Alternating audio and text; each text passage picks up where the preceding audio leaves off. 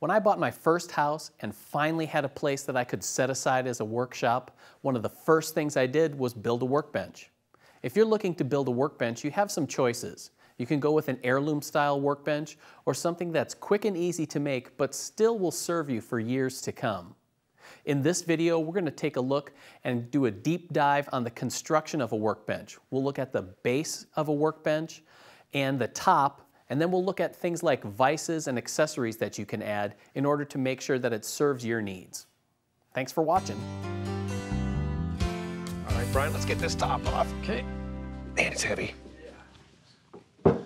Okay, well, with the top out of the way, we can take a look at the base from the bench in issue 200. Now, it's modeled after an old-style shaker workbench, so it's got this massive solid wood top.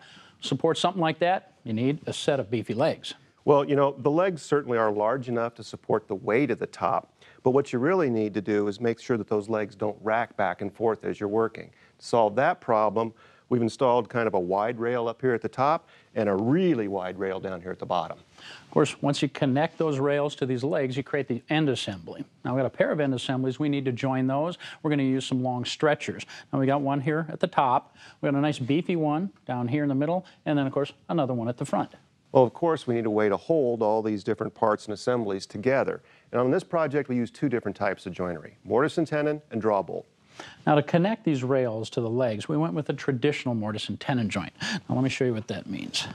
We start out with the legs by cutting these deep mortises. And then, on the ends of the rails, we're going to create matching tenons. Now, they're going to fit together like this.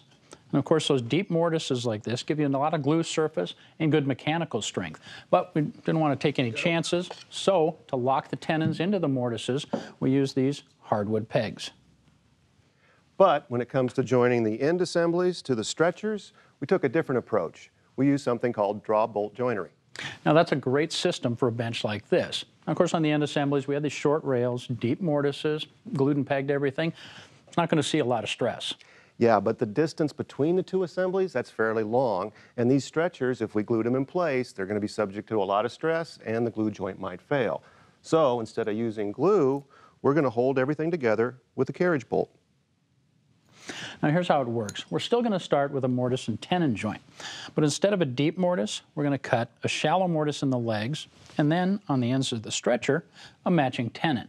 Now, really, this mortise and tenon joint, it's just for positioning the workpieces. Then there's a long hole that's drilled. It goes through the leg, through the stretcher, and intersects with this pocket. Now, this pocket starts out as a hole that's drilled, and then to get this D shape, we just chisel it out. Then you can add the carriage bolt, of course, a nut and a washer, and you're just going to grab a wrench, tighten things up. Now, a nice thing about this system, if it loosens up over time, you just grab your wrench and snug things back up. This is a great system for building a traditional style workbench like this, but a while back on the show, we built a different kind of workbench. Why don't we go take a look at that? Okay. All right, we got the top off. Let's take a look at what we have. Now, instead of a normal leg and rail assembly, we created the end panels by attaching an L-shaped corner and then glued and screwed an MDF panel to it. Nice thing is, no mortise and tenon joints, but you still end up with a rock-solid assembly. You know, once those assemblies are complete, the next step is to join them to become a base. And to do that, we used two stretchers up here at the top and bolted on two stretchers down here at the bottom. Now, we still wanted a little bit more stability, so we added a pair of face blocks. And they kind of create shoulders like a mortise, gives the base a lot more stability. Yeah, putting all this together is really simple. Start by gluing on face block down at the bottom, adding on the lower rail and bolting it in place. Then we'll add the other face block and bolt the other stretcher in place. Now, what we're going to end up with is a different style base, but both of them will create rock-solid assemblies for a workbench top. You know, Brian, a rock-solid base is important, but the key to this whole thing is the top. You know, solid and sturdy base is great, but you want a bench top to match no matter what type of bench you're building. But the real key, bench top needs to be flat. Well, there's two ways to flat. Either you glue up a whole bunch of boards and then flatten them, or you start with a flat surface like MDF. You know, both of those methods are great, but working with large pieces and heavy things, you know, it might be a challenge to build, but in your own shop, you can do it just a pair of sawhorses. Well, let's get in the shop and take a look at both ways to build a top. Okay. All right, well, we've got a big, heavy, flat top on our traditional style, shaker style workbench that was in the 200th issue of Woodsmith magazine. You know, and it's a great workbench and a nice work surface this size and flat. Great reference for building flat square assemblies. But, you know, gluing up all these strips can be a bit intimidating, especially when it all has to come together in a short time. Right, well, the way to start is what we did is just rough cut a bunch of individual strips to length and to width. And once we get all these strips done, then we can go over to the joiner and then the planer and make sure they're all the same width and thickness, and then we can glue all these up into a mini slab. Now, I've already started that process over here, so let's take a look. Now, a nice thing with working just a few strips like this, I can set them all in place and then put the clamps across the joint lines. That'll keep everything nice and flush. Right. And then I just clamp that set of strips together. Well, the key thing here is we've got this resting on sawhorses, so you want to make sure these sawhorses are flat and level. There's no twist in them because you're gluing up a reference surface, your bench top, and you want to make sure this is flat, so this is flat. You know, once you've got that set, you can glue up all these strips into little mini slabs like this. Right, and then we take each one of these mini slabs and go over to the joiner and then the planer, make sure they're jointed flat and plane the same thickness. Right. Once you have all those mini slabs, you can take everything, put them together and glue things up. Again, just a few joint lines, so a clamp across each of those, and then clamp the entire assembly. Once it's dry, scrape a little glue off, do a little sanding, and you got a nice flat bench top. Well, it seems like a lot of work, but it actually goes together pretty quick. However, there is an easier way to do this on our other workbench. Let's take a look at it. You know, I like solid wood bench tops. They look Right. great on a classic bench, but it's not the only way to make a great bench surface. Now, for this weekend workbench, we went a different route. We used medium density fiberboard. Now, what I really like about it, it's solid and nice and flat. Well, in this case, we wanted a big, heavy work surface, so we wanted to glue up 2 of these pieces. So we cut them to size, and then we smeared glue on the bottom one, and then instead of clamping this together, we're going to drill some screw holes, and that'll hold it together while the glue dries. Right. Now, one thing is, everything can slide around once you apply all that glue. So the thing is, drill your screw holes while everything's flush. Then once you drill the screws, put them back in place, pulls everything where it needs to be. Now, with those screws in place, it reminds me, you want to plan ahead because you're going to maybe drill some dog holes here along the front edge and along the front vise there. So you don't want to have the screws where the dog holes are going to be, or you want to take the screws out after the glue dries. All right.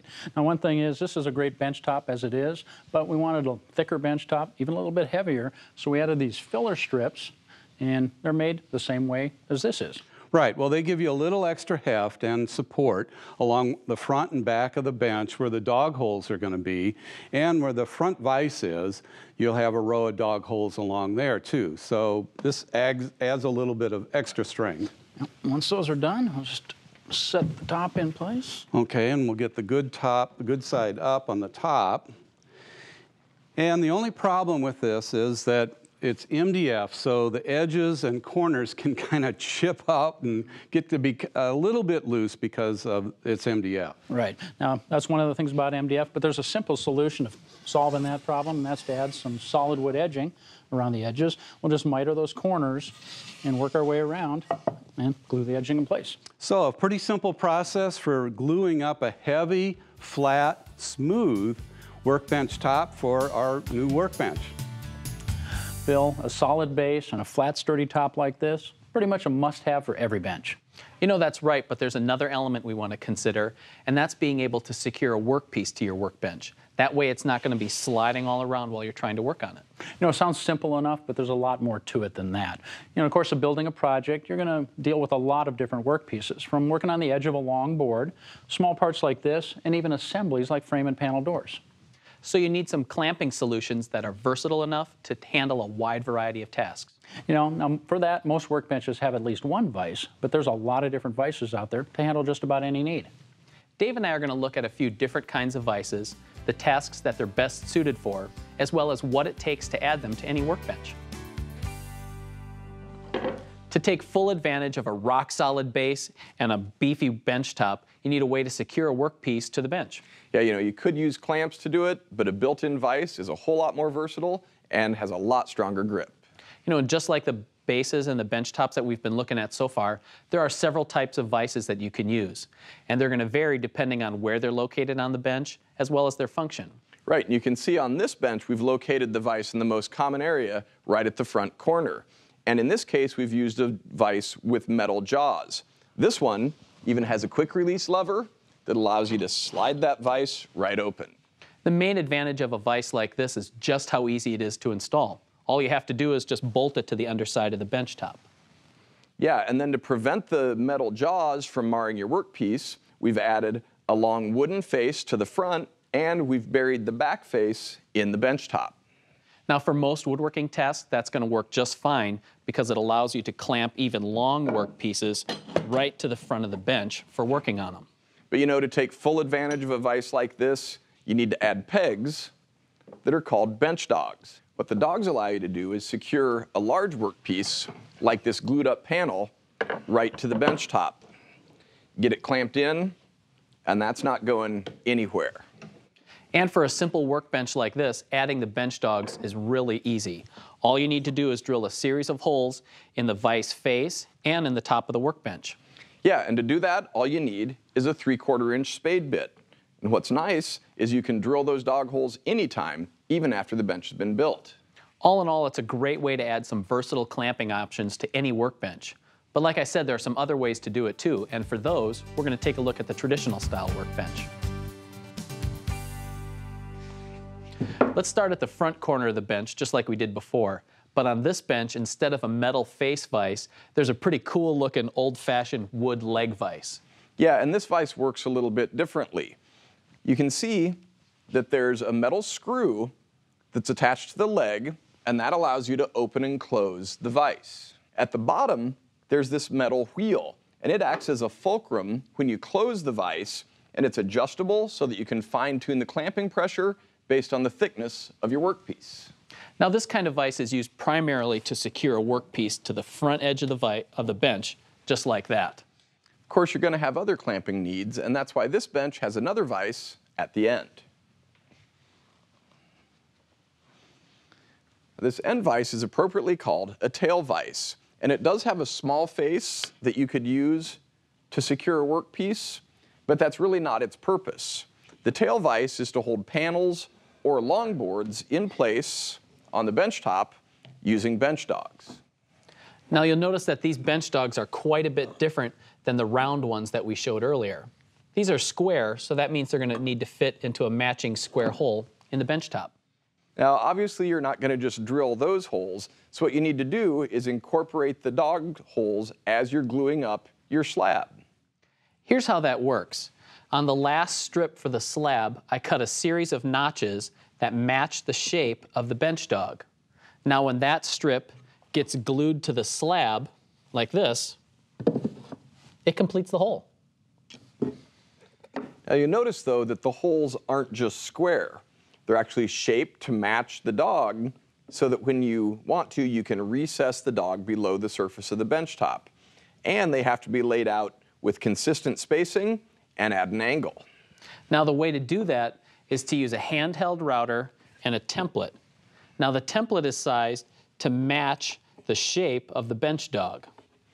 So to use it, you'll just lay out the dog hole positions on that long front strip, then you can drop on the template, align it with your marks, and then you'll use a screw to hold it in place, and you're ready to route.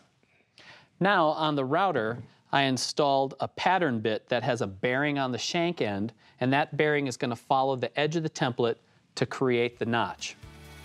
Now you're going to route out the notch in a series of passes. Lower the bit between each pass to create the shape. Well, Phil, that really works great. So whether you're using round or square versions, it's easy to add dogs to a workbench. And when they're combined with a good set of vises, you can use your workbench for all kinds of clamping tasks. Having a vise or two on a workbench is a great way to hold on to work pieces. And with all the choices available, you're sure to find something that suits the style of projects that you build. You know, you're right, but vises alone don't make a great bench in my book. You also need space to store all the tools that you use while working at the bench. Whether it's small items for layout, fine hand tools, your bigger tools or bench accessories, you do a lot at the bench, and it's nice to be able to keep that stuff there instead of having to traipse back and forth across the shop all the time. And I think it's a great way to customize a workbench too. You can add several different types of storage to the space below your bench top. Yeah, there's a lot of options, and just like building the bench itself, the storage you incorporate can be simple, it can be a little more complex. I'm going to go join Terry, and we'll take a look at some of the options. Well, Terry, I see you're getting some storage built into this bench. That's right. We added a small cabinet down below. It's got 5 drawers, and it just slips into place and rests on the lower stretcher. Then we went ahead and added a plywood shelf on top of that. Well, and that's really nice because it gives you that enclosed space for fine tools and smaller things, but that open shelf area lets you fit tool cases and bigger tools without problem. And I like having a little bit of open space underneath the bench top. Allows me to reach around, push up a dog if I have to. Plus, if you ever want to clamp something, you can reach under with the clamp, get it in place, and you got plenty of room. You know, storage is one of those things that you want to add to just about any bench because you're always going to need a place to put your stuff. Well, and that's one thing a few seasons ago when we built the weekend bench that we didn't include. But we've solved that problem. Let's go take a look. Well, when it came time to adding storage to this weekend workbench, we took a slightly different approach. Instead of building a cabinet, we started by adding a couple of vertical dividers, which you could add to virtually any workbench. And between those dividers, we have a bank of drawers. Let's slip this one out. You can see that they ride on runners, and we've added dividers that you can place inside the drawers to keep hardware and screws separated, and you can add deeper drawers that give you space for tool storage. Just like the bench, the whole storage unit is built from MDF and construction lumber, so it's a great way to make a hard-working bench work even harder. If you're ready to get started building a workbench for your own shop, you'll find the plans for both of the benches featured in this video at woodsmithplans.com. There's also plans for a number of other ones, so you have lots to choose from, and you're sure to find something that's going to work right for your workshop. Thanks for watching.